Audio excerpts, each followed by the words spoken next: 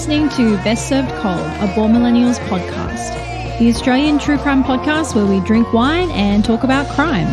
Formerly Egypt's 36th most popular true crime podcast, hosted by Tama J and Laura Elise. Sit down, relax, grab a drink, and enjoy this week's episode. Oh! Hello! Oh, hey, what's the matter you? Welcome to another week of What's Best the matter Served you, Cold. Yes. Welcome to the podcast where we drink wine and talk about crime. I am one of your amazing co-hosts, Laura, and I put the law in law-abiding citizen. Okay. And I'm your other co-host, Tama Tor. It's raining, it's pouring. Please, let's not start World War III. Wow, topical, specific. I like it. Yeah. Interesting choice of words. I feel like it's very much needs to be said because it's like, well, let's just True. not have that happen. We It's like- we don't need that. Can everyone just... Let's just fucking chill. Yeah. Well, not even everyone. Just can Vladimir Putin chill? Oh, yeah. Just Anyway. like a touch. Welcome Anyway. back to the show. It is still torrentially Still raining. raining in Sydney. It hasn't really stopped. There was one day where it didn't. Happened to be on Mardi Gras of all days as well, Yeah, which was and actually, fantastic. see, God loves the gays. Yeah. You can never say God doesn't love the gays. Exactly. So that was interesting, but yeah, we're still living through it. There is lots of floods happening starting in Queensland and then moved down to northern New South Wales, and now it's kind of happening all over New South Wales, specifically in Greater Sydney. A lot of floods, a lot of houses and people being affected. So it is a pretty catastrophic time. But we'll get into that. Yeah. We'll get into that. But welcome back to another week. If you are new around here, we like to give a little disclaimer at the start of every show where we let you know that we do tend to swear quite a bit in the show.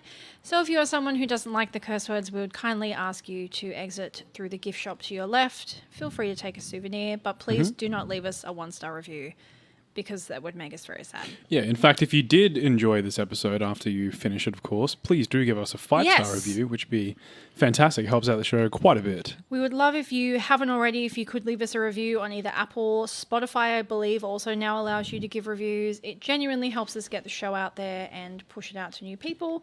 And if you're interested in following us on social media, we are on Facebook, Instagram, TikTok, Twitter, at the BSC Podcast. Yes. And I think that's all the kind of housekeeping That is we kind of have it, for yes. this week. Shall we just jump straight into Yeah, the we'll episode? jump right Whose into turn is it. to go first? I think it is yours. Okay, let's say it's mine. So we'll start with the cases and then we'll have a little chit chat at the end of both cases if you like that. So stick around. Yeah, stick around to the end. Yeah. So today I am talking about someone who I was actually quite shocked that I don't or haven't seen him covered in a lot of podcasts, and he doesn't seem to be one of those serial killers that's really talked about a lot. He has a very innocent sounding name. So I'm going to be talking about Donald Henry Gaskins Jr., aka Pee Wee Gaskins. Interesting name. So he has 15 confirmed victims, but claims to have murdered as many as 200 men and women. Okay. That's a lot. So it is a lot. That's quite a bit. So Gaskins was born March 13th, 1933 in Florence County, South Carolina.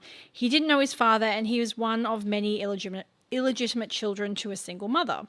During his younger age, Gaskins' mother had many men come in and out of her life, many of whom physically assaulted both Gaskins and his 4 half-siblings. So as he got older, it quickly became very obvious that he was not going to be a man of, let's just say, tall stature, which is how he ends up getting his nickname Pee Wee, being that he only stands at 5'4". So growing up, Gaskins had a rough childhood with his mother neglecting him so badly that he alleged that he didn't even know his own first name until his first court appearance when he was a teenager, when it was read out to him from the list of crimes. Okay. Interesting. So as well as this, the neglect and abuse he suffered at home followed him into school, with him being regularly violently bullied at school by both students and teachers. Because don't forget, this is the 40s, people. You could hit kids at school. I made that sound like I want to be able to hit kids. I just would like to clarify I don't. No, it was just a very regular thing for that to happen during school. So because of this, at age 11, he finally decides to take matters into his own hands, and he leaves school, getting work at a car shop, which is where he meets 2 of his friends called Danny and Marsh. And together they form what they call themselves the Trouble Trio. So the three boys together would regularly commit break-ins, assault, as well as gang rapes at age God. 11. Jesus. The trio stopped their sexual rampage after being caught for gang raping Marsha's younger sister, and as punishment, their parents bound and beat the boys until they bled. Jesus. So that kind of turned the other two boys off doing it. However, Gaskins did continue to burgle homes on his own. So by age 13, Gaskins is convicted of his first crime after he hits a woman in the head with the blunt side of an axe while being caught breaking into her home. He's sentenced to 5 years at a reform school where he was violently, physically, and sexually assaulted by the other boys at the school. So after a short stint, he escapes and gets married at age 13 before turning himself back in at the school and completing his sentence and being formally released at age 18. So at this stage, at 18, he's managed to secure a job at a tobacco farm where allegedly him and another man would assist local businesses with committing insurance fraud by burning down their tobacco barns for them so they could collect the insurance payout. So he does this until he's again arrested, this time for attacking a young girl with a hammer after she accuses him of being involved in this fraud ring, and he denies it and whacks her over the head with a hammer. This time, being that he's over 18, he's actually imprisoned, and he quickly gains a reputation in the prison after murdering notorious inmate Hazel Brazel by slitting his throat and establishing himself as one of the power inmates within the prison. Jeez. So for this, Gaskins is given an additional 3 years as manslaughter because he claims that the kill is only done in self-defense. So proving himself quite the escape artist, Gaskins escapes prison in 1955 by hiding in a garbage truck and flees to Florida. Between 1955 and 1968, he's in and out of prison after burglarizing, stealing fencing equipment, and raping a 12-year-old girl. He's released back into the community in 1968 for some fucking reason, and shortly after this, his murder spree begins. So in September 1969, Gaskins murders a young female hitchhiker whose name appears to not be anywhere. I was unable to find her actual name on any articles that I read. So when Gaskin picks her up from the side of the road, it's alleged that he suggests having sex with her, and she kind of laughs at him and rebuffs him. So he flies into a rage, tortures, rapes, and eventually murders her, disposing of her body in a nearby swamp. So he begins regularly hunting along the coastal highways, and he terms the murders that follows this pattern as, quote, coastal kills. So Gaskins tells authorities that he would kill as often as every 6 weeks to keep himself calm and unbothered, stating that he killed as many as 80 to 90 men and women as coastal kills, keeping their bodies alive for as long as he could to torture them and sometimes cannibalize them. Many of these crimes in particular have been unable to be confirmed by authorities as true, though. So regarding the first young woman that he murdered, in his memoir that he wrote in jail, he claimed, quote, "All I could think about is how I could do anything I wanted to her," end quote. So many of Gaskin's coastal kills are based purely on information within Gaskin's biography. No bodies were ever found, and he gave no names that they could actually confirm. So these murders were never able to be formally confirmed.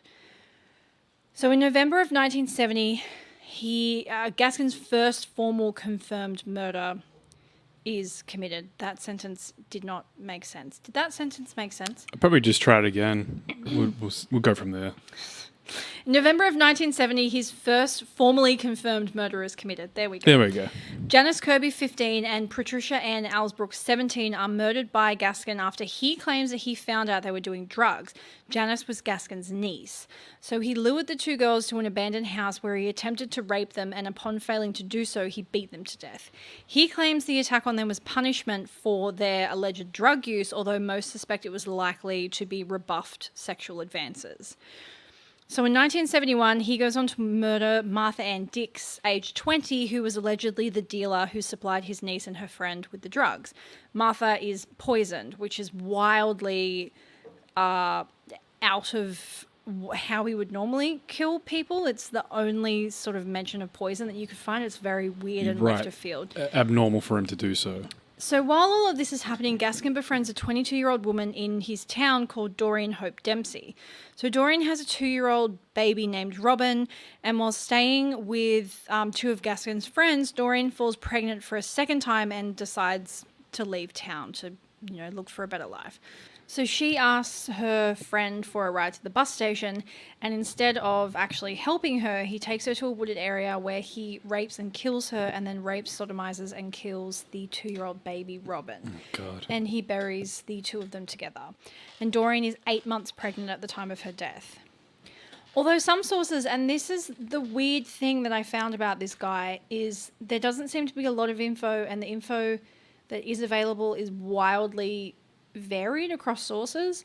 So some sources say that Gaskins drowned Doreen and her baby as punishment, as he was a raging racist, and he'd found out that Doreen's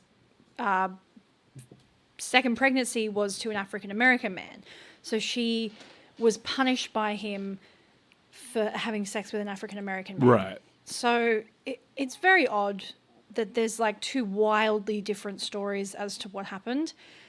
I would say that the first line of events is probably the most accurate because that is what is listed on like a memoriam site. When you look up Doreen's actual name, it mentions her cause of death, that she was sexually assaulted and murdered.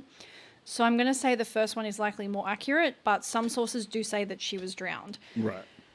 So it's around this time as well that Gaskins purchases an old hearse, and he jokingly tells people at his favourite bar that he needed the vehicle to haul all the people he killed to his private cemetery. And everyone just kind of goes, ha, weird old Gaskins. Yeah, whatever, yeah. Fucking Pee Wee. What a Weirdo. Pee Wee thing to say. Yeah. So at this time, he's living in Prospect, South Carolina with his wife and child.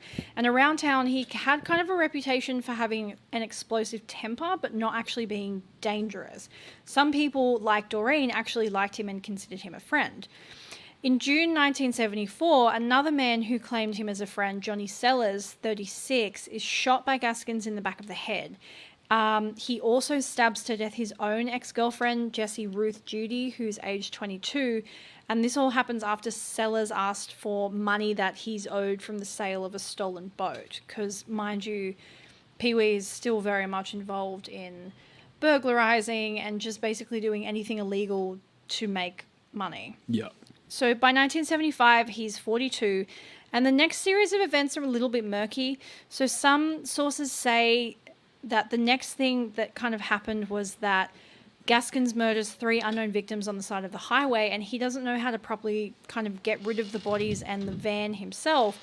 So he enlists the help of a friend and ex-con, Walter Neely, to drive the victim's van to his garage so he can repaint and sell it. However, the mention of this particular crime seems super patchy and super varied across different sources, so take that as you will. So in 1975, in February, Silas Bunwell Yates, aged 45, is also murdered by Gaskins. And this is, again, a bit left of field because this is one that he's paid to do. So Yates is in a dispute with his ex-girlfriend, Susan Kipper Owens, and she and her current husband, John Owens, pay him $1,500 to murder Yates. Gaskins claims that he murdered Silas by a karate chop to the neck, but forensic scientists say definitively that they're like, no, you used a knife, dude. Yeah, that's... He's like, I karate chopped him to death. All right, Bruce Lee. On February 12th, 1975, Walter Neely's ex-wife, Diane Neely, lures Silas out of the house by claiming to have car troubles. Gaskin then kidnaps and murders him while John Powell and John Owens watch, 2 friends who had helped set up the hit arrangement in the first place, and then all 3 men bury Silas. Not long afterwards, Diane Neely and her boyfriend, ex-con Avery Howard, attempt to blackmail Gaskins for $5,000 in hush money. They probably shouldn't have done that because they too were quickly disposed of by him after they agreed to meet him for the payoff. And he was like, I'm not going to give you money. I'm just going to kill you. Yeah, this guy is a known killer. Yeah. Like, not knowing his real personality, 2 local men, Johnny Knight and Dennis Bellamy, rob Gaskins' repair shop and are eventually killed and buried alongside the other locals that he'd killed. This time, he once again called on Walter Neely to help bury the pair, and Gaskins obviously took Neely in as a trusted friend, a fact proven that when he pointed out to Neely the graves of all the other local people that he'd murdered and buried there. And Neely's like, cool. Okay. Got in a little bit over my head here. Yeah, this is a lot. So, Pee Wee Gaskins' end finally comes when investigation heats up over the murder of a young local girl called Kim Gaskins, who'd been stabbed to death. So after her disappearance, the authorities begin to become suspicious of Gaskins, and after searching his apartment, they find clothing that had been worn by Gaskins. He was indicted for contributing to the delinquency of a minor, and it was also discovered at the time that Kim was repeatedly raped by Gaskins and other men in town, like over a period of time, and then she was murdered to stop her from telling anyone. Right. So finally, as scrutiny on Gaskins and the people in his life heat up, Walter Neely cracks under pressure. Neely shows police Gaskins' private cemetery that he'd previously been shown by him. In the cemetery, they find the bodies of Johnny Sellers, Jessie Judy, Avery Howard, Diane Neely, Johnny Knight, Dennis Bellamy, Doreen Dempsey, and her baby Robin. On April 27th, 1976, Gaskins and Walter Neely are charged with 8 counts of murder. Gaskins goes to trial on May 24th, 1976, and just 4 days later is found guilty and sentenced to death. Gaskins' final murder, which earned him the moniker of the meanest man in America, was that of Rudolph Tyner. So while in prison, Gaskins was contacted by a family member of Tyner who was sick of the appeals process and just wanted it over and done with. So to accomplish this, and I almost have to give him credit for how kind of ingenious this is. He rigs a device similar to a portable radio in Tyner's cell and tells him that this would allow them to communicate between cells.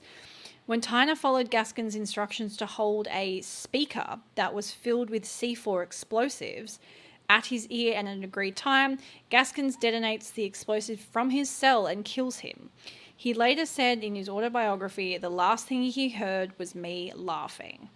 Gaskins was tried for Tyner's murder and again sentenced to death. So we had 2 death sentences. It was the first time in the history of South Carolina that a white man was sentenced to death for the murder of a black man. While waiting on death row, Gaskins claimed to authorities to have killed as many as 110 people, although this is largely disputed. He seems like he is absolutely full of shit. Oh, yeah. Of his 15 confirmed victims, Gaskins was formally charged and found guilty for 9 murders. He was never tried for some of the victims as the bodies were found after the sentence had already been passed, and Pee Wee Gaskins was executed on September 6, 1991 at 1:10 a.m. in the electric chair, just hours after he'd attempted to kill himself by slitting his wrists after regurgitating a razor blade that he'd managed to swallow and keep hidden. Whoa. His last words were, "I'll let my lawyers talk for me. I'm ready to go." Okay. Well, what an interesting person. Weird. Yes. Weird dude. Very weird guy. And it's kind of odd because I feel like, and this is what I think is really odd about true crime, is you can't see, you can't seem to pick who the ones that are going to get super famous and super well known, and everyone knows Jeffrey Dahmer and everyone knows Ted Bundy, but up until I had sort of started researching what I wanted to do for this week, I'd not really heard of this guy.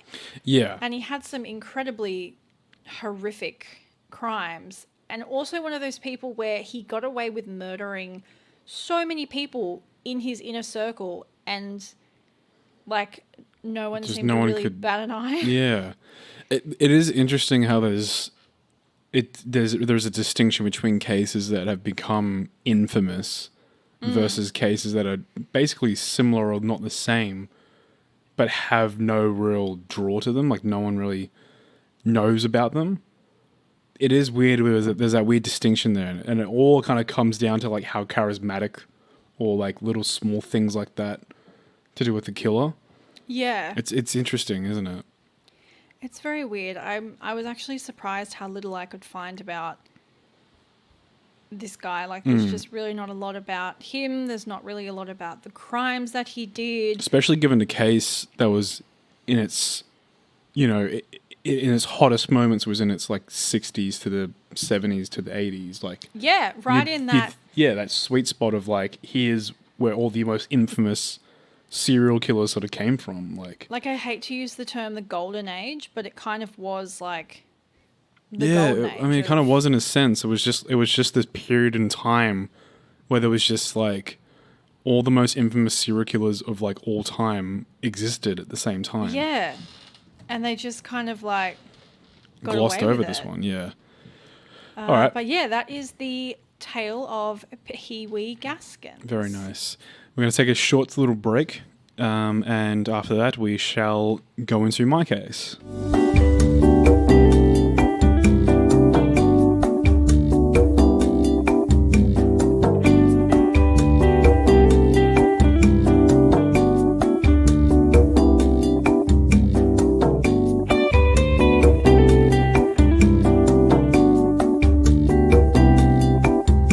All right, welcome back. So my case this week is kind of, we've done that thing again where we kind of have that similar We've theme matched. going on, where it's a kind of that period of serial killers where this one kind of just went a little bit unknown. And I only recently found out about this one because I was just, doing my thing, strolling through TikTok. And one of the very infamous interviews with this particular person was on one of the TikToks. And so then I did some research into who this person was, and the story is insane.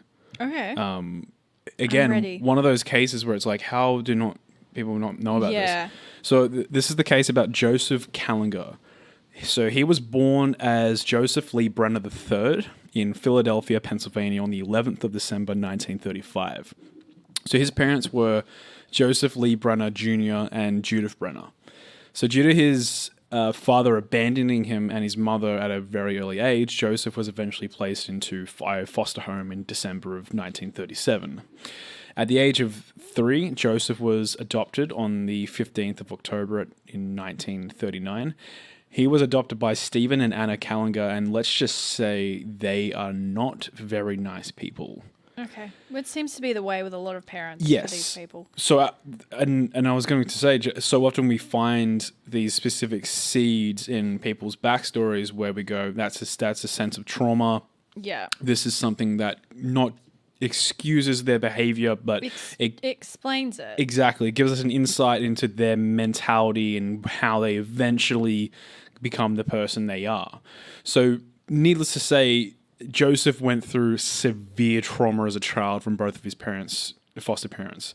The punishments he received from them, from just being a rebellious kid to just, small things, included kneeling on jagged rocks, being locked inside closets, forced to commit self-injury, being burnt with hot irons, i.e. branded, being whipped with belts, starved, and finally forced to consume excrement. No. Things got so bad that at the age of 6, Joseph had suffered from a hernia given to him by his own foster father. Jesus. To add to this, when he was 9 years old, he was sexually assaulted at knife point by a group of boys in the neighborhood.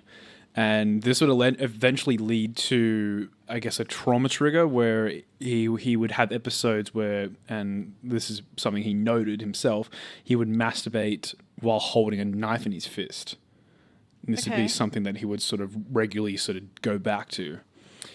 When he was 15 years old, Joseph began exploring his sexuality and began a sexual relationship with a schoolmate, Hilda Bergman.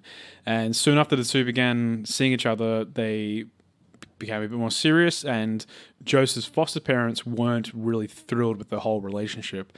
They apparently told him that he needed to break up with her. Instead, at the age of 17, Joseph marries Hilda, and together they have 2 children. I mean, that's kind of a boss move. He's very rebellious towards these parents and teachers. So just like, is like, you know what?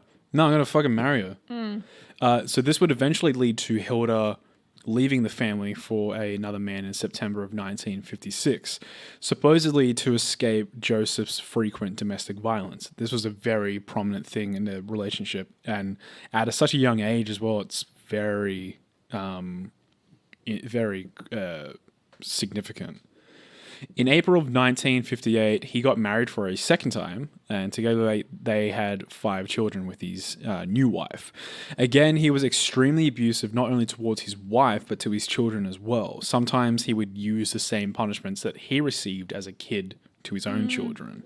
So his passing on. Yeah, like the cycle Yeah, continues. this cycle continues of trauma.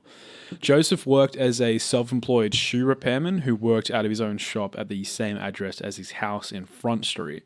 He had apparently learnt this trade from his adoptive father, Stephen Kalanger. And this would lead into his kind of infamous title or moniker, which I'll talk about later on. Okay. Now, Joseph would begin a very, very unhealthy relationship with arson. He fucking loved arson. This guy loved arson. Okay. Not as much as, like, we've talked about some other cases where they've done like 200 like, you know, fucking Son of Sam was like responsible for 200 fires. This guy's not that crazy, but he fucking loves arson. Sometime after getting married in 1958, Joseph set fire to his own house, both for just general amusement and to collect the fire insurance of $1,600. The next few times would come after Joseph was committed to hospital in July 1959 following a suicide attempt. Joseph would set fire to the second family home, so he's already burnt the first one. He has a second one. Tries to set fire to the second one. He does it twice in May 1963, fails. Once in August 1965, and then once in October 1967, all separate occasions. Wild. Yeah. By 1972, Joseph and his wife were living at home with 5 of his children, 2 being from his first marriage. Yeah. His eldest daughter attempted to run away, unsurprisingly, from the home to escape Joseph's constant abuse. This was unsuccessful. Joseph eventually caught her, and as punishment, Joseph branded his daughter on the thigh with a hot iron. Jesus. Again, a form of abuse carried over from his own foster parents. A week after this, Joseph was arrested, and he was found in contempt, incompetent for trial, and was held for psychological examination. Afterwards, he was eventually ruled fit for trial in June and was convicted for child abuse charges, unsurprisingly, giving him 4 years probation with mandatory psychiatric treatment. Now, according to Joseph, by 1974, he was severely suffering from constant hallucinations. He would have solid conversations with a disembodied head that he called Charlie, and supposedly received personal orders from God himself. Now, we know what a disembodied head is. Not like an actual human head. It's like one of those things. Yeah. The orders that he supposedly received from God himself were that Joseph had to murder young boys and sever their genitals. Yes. Cool. Don't think God wants you to do that, but that's, I guess your opinion. For some reason, on the 26th of June, Joseph decides to confide in not a doctor or his wife, his 13-year-old son, Michael. I love where this is going. Yes, and for some reason, further, he asked the same son if he would want to help him carry out these orders.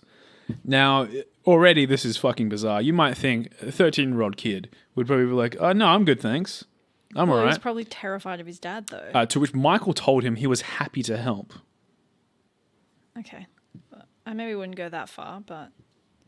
His words. Yeah. Just 11 days later, they claimed their first victim, a young Puerto Rican boy, Jose Calaza, torturing him before severing his genitals and finally killing him.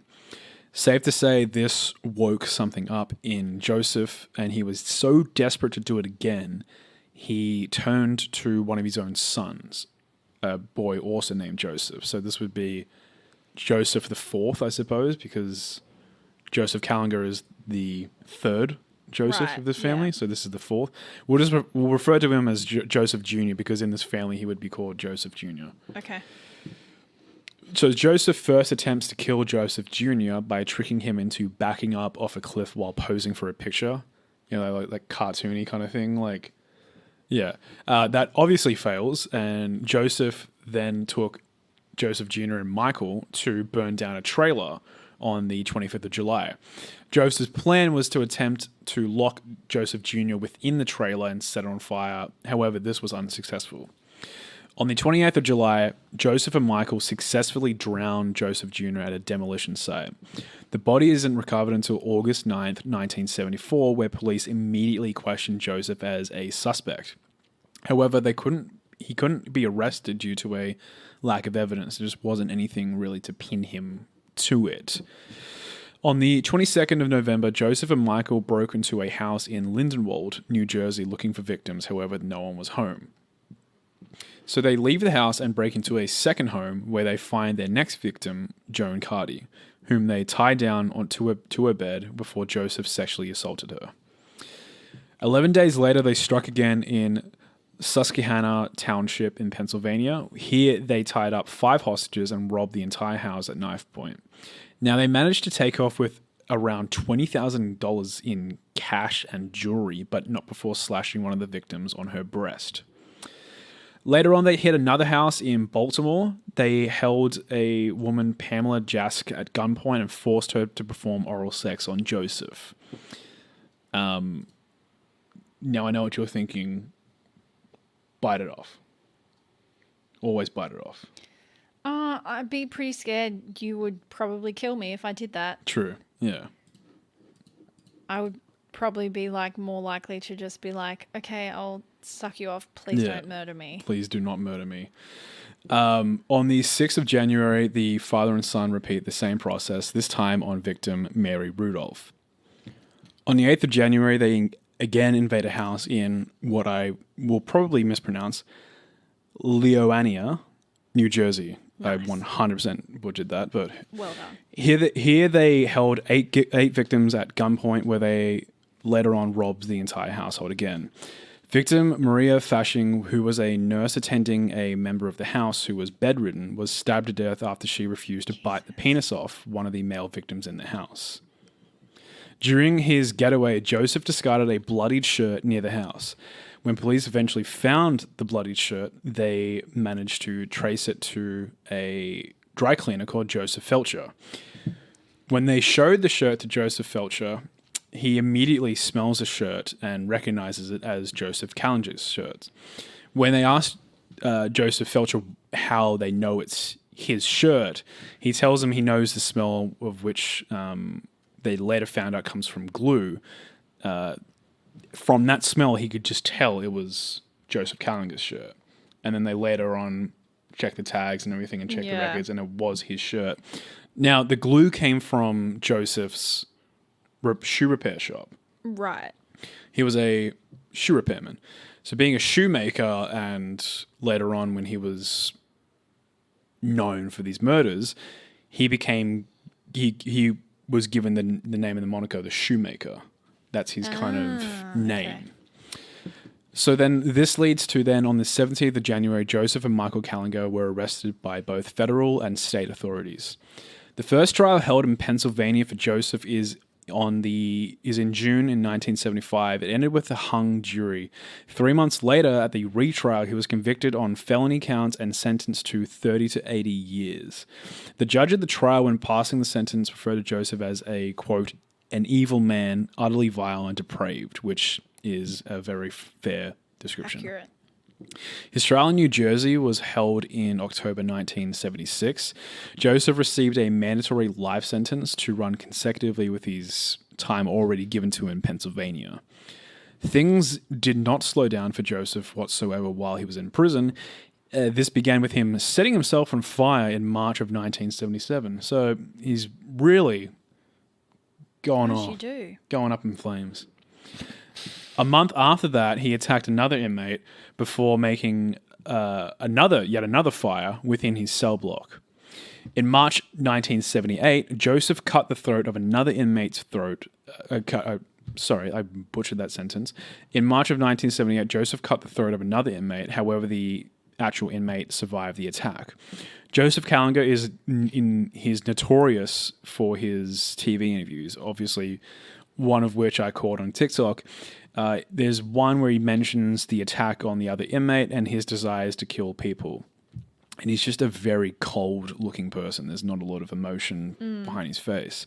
He even mentions in one interview his desire to slaughter everyone on Earth and become God.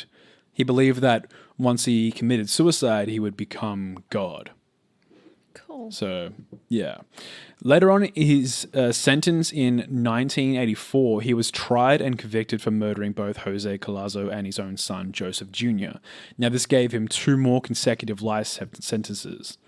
In 1990, Joseph was briefly transferred to Fairview State Hospital for the criminally insane in Pennsylvania due to several suicide attempts and hunger strikes, which were supposedly due to a religious protest. I'm not too sure what that means. Okay. So he was, for the last 11 years of his life, he was on suicide watch. Apparently, just any chance he could get, wanted to go out on his own terms. Eventually, he was transferred back to the state prison when he suffered a epileptic seizure on March 26, 1996. Now, during this epileptic seizure, he actually choked on his own vomit and he died at the age of 59. That was in 1996. What a horrible way to go. Yeah, very horrible way to go. That was 5 days after I was born as well. It was. Yeah. What a week. Yeah, what a week. I was born, Joseph Kallinger died. Crazy. Now, Michael Kalanger, the son who helped his father, Joseph Kallinger, with these attacks and burglaries, he was a minor at the time of the trial, so he was ruled to be under the rule of his father and sentenced to a reformatory. Now, there's various sources say that he was released at 25. I've seen some that say he was released at 21. Either way, he was released and he moved out of the state and changed his name. Nobody knows where he is at the moment. That's mildly terrifying. Completely off the grid. People who have tried to contact, I think it was Joseph's foster parents or the foster parents that took on Michael. It's very hazy details. All I know is anyone who has any contact with him or anyone related to the family has told press, anyone, that Michael Kalanger will not speak with anybody. And for good reason, I guess, as well. Yeah. Like, I mean, sure he doesn't want to. yeah. Can you imagine the weird survivor guilt you would get from being the dude who didn't get his dick bitten off? So the victim Yeah, you know got what? stabbed for not wanting to Yeah. bite his penis off. When I was writing that, I was thinking that. It's like, what goes through that person's Because you'd be head? like, stoked I still have my penis That attached. someone died for my but someone penis. died literally for my Yeah, penis. to exist. Yeah. You'd want to use that, man. You would have to be grateful You'd for have the to rest be of your so life. grateful. Yeah. You would have to have the best sex of your life for Yeah. the rest of your life, just constantly. It's really fucked up. Because It's I don't know if you would be able to ever have sex again, knowing that, like, instead of someone biting down on your penis, that person died because they refused to do it. Yeah. The survivor guilt would be... It would be tremendous. I don't know if you would Intense. ever be able to get that out of your head.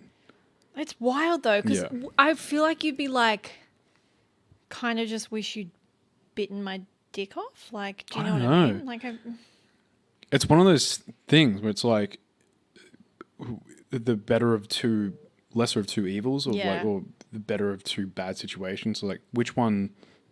You can't really put a percentage or a rating on it. It's just a fucking terrible situation to be in. horrible. Yeah, but I think about the son. I'm like, you know, what happened during that reformatory?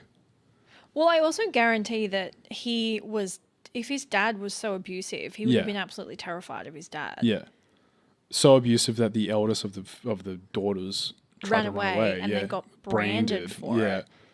Like, you would be terrified that if you weren't just like, yeah, Dad, let's go murder people. You're like, well, clearly you're thinking about it, so Yeah. I don't really want to be the one that you murder. Yeah, it's I don't know, because I want to. That's what I mean, like, with these cases too, and this is one of those cases, like I said, that just never really had any attention thrown to it. Wild. That it leaves that sort of sense of, well, fuck, what happened? Yeah. What happened to Michael? What happened to the family? What happened to these people? And like, in some respects, you're like, okay, probably good, because it lets these people try to have some resemblance of a normal life after this. But, you know, Horrific. like, seriously, what happened post this? And just a Yeah. crazy person to exist in the world. That's horrible. Yeah. Anyway, that is my case. If you are just here for the case studies, then we thank you for joining us. We will Catch you next catch week. you next week. If you like where we just fluff on for a bit and talk about things, then welcome. Welcome to the best part of the show. That has I been... don't know if we're going to have much to talk about this week.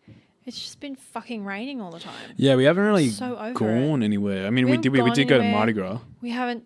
Oh, yeah. We did go to Mardi Gras. Mardi Gras was a lot of fun. That was fun. Yeah.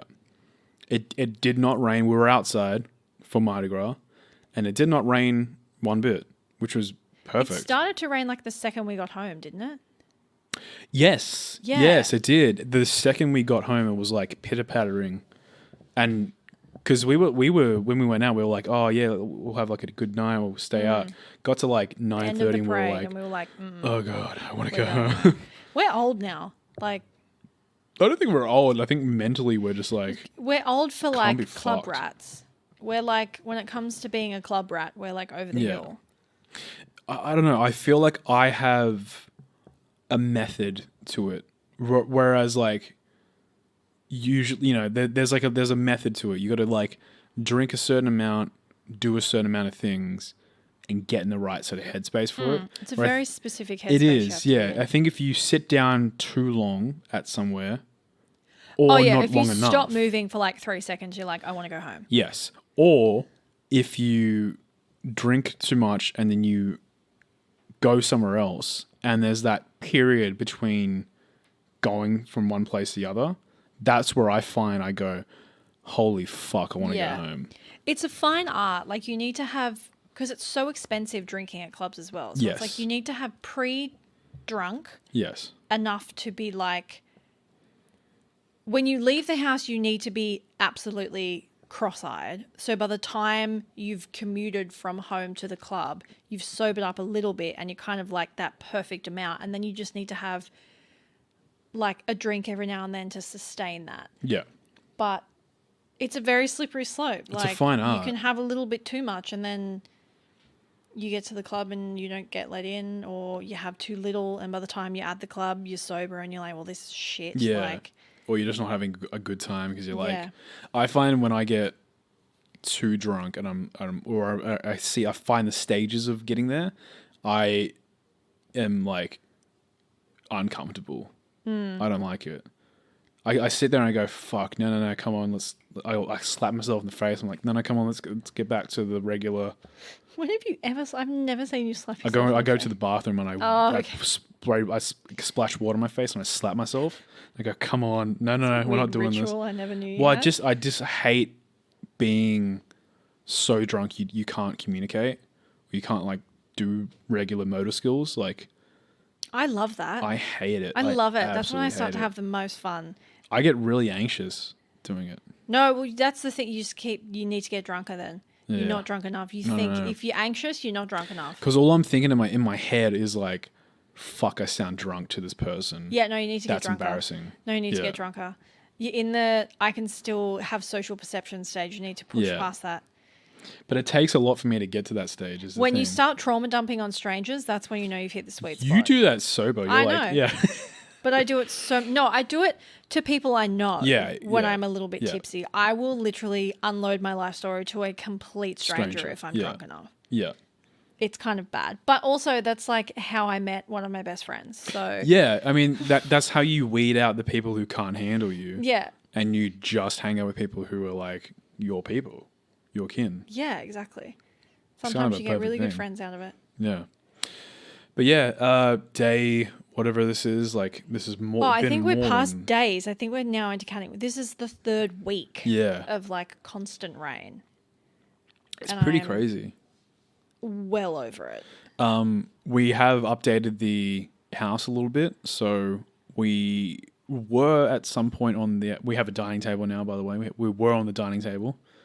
We now have desks. We now have actual desks, which is look not great. a great podcast setup because I'm currently sitting on the floor. Yeah, we do the bullpen thing. So one desk, so our seats are facing each other. Yeah, we need to work it out before next week because that recording setup, when we were doing the actual story part of it, we had our backs Yeah. to each other. It's It kind was of a very hard way weird. to do And now it. I'm sitting literally on the floor Yeah. in order to be able to make eye contact with I think I Tama. can make it work. I just need to sit down and figure out what I want to do. Yeah. I might need new mic stands. Maybe that's a thing. We'll figure it out. We'll see. Yeah. This is an ever evolving podcast. Do you remember that time when we did it in bed? That was fun. That was great. Yeah. Yeah. Maybe we should do that again. Yeah. Or maybe we should do an exclusive show where we're Under the sheets. under the covers. With Laura and Tama. Yeah. That could be fun. Just fart on the microphone like every 5 seconds. Or We're just never gonna a do grunt moving. We're never going to do that. That's my my waking up noises. Oh, dear. I really honestly don't have much to talk about this week. Yeah. I mean, look. Tired. Yeah. We can keep this one a relatively short one. I had a really bad shower. Yes. Oh, yeah, that's a fun thing. We have No hot no water, hot water at the moment. So, and this is like, I get this is such a first world problem, but I'm like a little bit germ-phobic, autistic vibe, and I just hate showering anywhere that's not my own house, let alone a public Yeah. space. Yeah. So showering at the gym was like a near-death experience for me. It was horrific. 0 out of 10 would not recommend. Anyway, that's my story. No, it is not very nice. You can't. It's sort of it's part of like a germ thing, and it's part of also just a comfort thing. Like being home and doing something like showering is kind of a very personal, vulnerable thing. And I love a good long shower, and Yeah. I don't even have to feel guilty about them anymore because there's literally too much water. Yeah, exactly. I used to feel so guilty when we were in like drought. And I'd be Droughts, like, yeah. I want to have a long shower, but there's no fucking water. Now I'm like, well, there's too much water, so I'll just stay in here for an hour. It's kind of crazy how in the past, 2 years, we've gone through droughts, bushfires, COVID, and now flooding. Yeah, I'm over it. And it's just kind of like, dude. I'm so over it. Yeah. I don't need any more unprecedented life events. Yeah. I'm done with unprecedented times. I want Yeah. times to be precedented again. I know it feels like we haven't had a normal second since kind of COVID really happened. We had those sweet, brief few months at the start of 2021 Yes. Yeah. between like February and June. Because where for life- a while it was like we had non-existent. 0 cases Yeah. for like ages. Yeah. And And then it was then- like it went from 3 to 5 to 12 to 20 to 50, and it was like, oh fuck, here we go. Here we again. go Yeah. again. Yeah. And then we were locked down for 4 months. And then for what? Because then they just let it go anyway. And we had like 50,000 cases in a day. I'm just like, cool. Well, I'm so glad we spent those 4 months in lockdown for nothing. Yeah. It is. I mean, and then America marched for us to be released. It was remember that? That was very interesting. They did? Yeah, they did. They had a march for people to For get through us? Australia. Yeah, to get out of lockdown. Don't they think we're actors? Isn't I mean, that a some people conspiracy do. theory that Australia isn't real? Yeah, there's What a 100. weird conspiracy theory. It's like Rule 34. If you think it, it's probably true.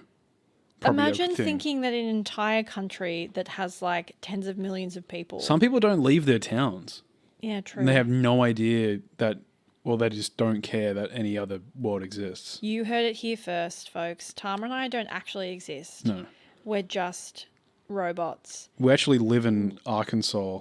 Yeah, we're actually American. We just have really good Australian accents. Yeah. Which is funny because it's a country that doesn't exist. Yeah. We just made the up accent. accent. Up. Yeah. Tama isn't even a real name. We just made that up as well. It's fake. It's all fake. Well, does New Zealand not exist? Or? Nah, Okay. fuck them. They're fake too. Okay. New Zealand, more like fake Zealand, am I right? More like Old Zealand. No Zealand. Yeah. Zero Zealand.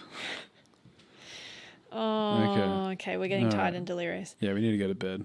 Well, it is a lot earlier this week. We were recording our first episode very late. It's a reasonable hour in the evening today. Yeah, it's But I'm actually still- we actually done well today. I'm still tired and update on the vampire porn book. It's not good. I DNF'd it. Did not finish for the non-book readers. Yeah. I just couldn't. I thought that I just wanted vampire porn. Turns out I do still need some plot. Otherwise, I'm like, this is just physically painful. Well, yeah, I mean, if you're reading an actual book, you kind of want it to be good. Otherwise, it's like, why the fuck am I reading this? Yeah. So, turns out I do have a limit to how bad the writing can be. Because it's not even like bad writing is bad writing. So, the bad writing in the normal parts also turned into bad writing in the porny parts, and I was like, well, this is just bad porn now because it's poorly written. And I'm like, we should do a Patreon exclusive show where we do dramatic readings of poorly written Very Smart. That's already another podcast I want to do. I'm just trying to work out the legalities of it. Gotcha, the legalities. Because it's copyright infringement for reading someone else's intellectual property. Oh, yeah, true. So maybe if anyone listening to this knows how I can work around that, I actually have an idea. I'm gonna say it now because then if someone tries to steal it, it's in this episode with a timestamp. Yeah. I want to do a podcast where I get and make it a proper production, so have sound effects and different voices, but get really drunk and read bad erotica fiction. Yeah. Because I think it would be hilarious. But you can't read good erotic. It has to be bad Terrible. Wattpad stories. Okay. But yeah, I need to work out how that works with reading out someone else's intellectual property. I guess if it's Wattpad, you could just ask them. I think if it's fanfic where it's not you're not a published author and there's no publisher involved, there's no is labels. Wattpad public domain? If anyone knows, believe so. I genuinely I want to start that podcast, and I have a friend who's interested in doing it with me. You can just do Reddit forums, which would be so much worse than Wattpad. I don't know, Wattpad's pretty bad. Yeah, but fucking it's Reddit, bro. Someone made a Wattpad novel about falling in love and fucking the coronavirus. I kid you not. Okay. It's a real thing. Do you remember the Shrek is Love thing? Yeah, Shrek is Love, Shrek is Life. There's a fanfic that came from Reddit. Yeah, that doesn't surprise me. So anyway. Cool. If anyone knows the legalities about reading someone else's storytelling out for a podcast, please genuinely get in touch, because I actually think it would be really funny and it could be really well done if it's done right, and I want to do it. The code word for this week is vampire. Vampire, it has to be specifically vampire erotica. Like the two words? They have to say those two words. Vampire erotica. Yeah. Okay, and send a little vampire or a mean, one of those little evil face emojis. Yeah, but I don't think I'm going to finish this book, long story short. Okay, vampire erotica people, send it. Maybe push through and keep going, but they just had their first battle scene, and I was like, this is this. No, it's okay. We don't need to go through all that. Oh, yep. All right. Well, things are falling apart here. Vampire erotica, send it in. That's our code word. If you don't know what the code words are, we give people code words, and if you have listened to this far into the podcast, send us in. You just send us a message saying the code word. You get no prize. No. Just a recognition for being a real king fan, or a queen, not a fake fan, or a non-binary royalty. What? I said a king or queen or a non-binary royalty. The first part, so you were like non-binary royalty, and I was like, that's very specific. Yeah. Anyway, we love all people here. Where can they find us?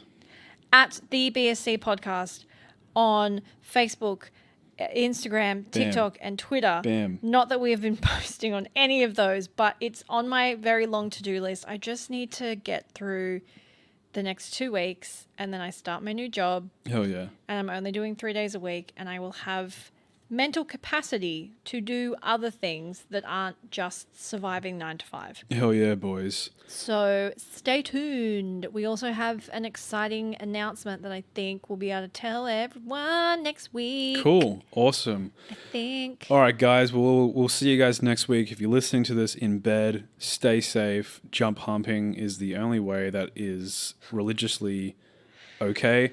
We'll see you next week. Vampire, erotica, send an emoji in. BSC podcast everywhere. We'll see you guys next week. Bye. Bye.